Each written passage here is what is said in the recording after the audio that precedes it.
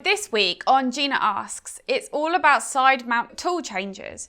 Paul breaks this down for us in just under a minute. This is an educational video discussing the benefits of a side mount tool changer on a VNC.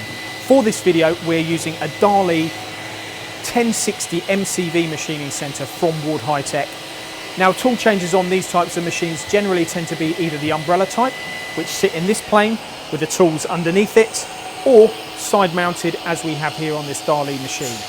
The benefit of the side mount tool changer means you can get more tools on the tool changer or in the carousel. It's also less likely to get contamination on the tools because they're tucked out of the working environment, and also the tool changers tend to be faster and for more high performance machine tools when they're in the side mount position.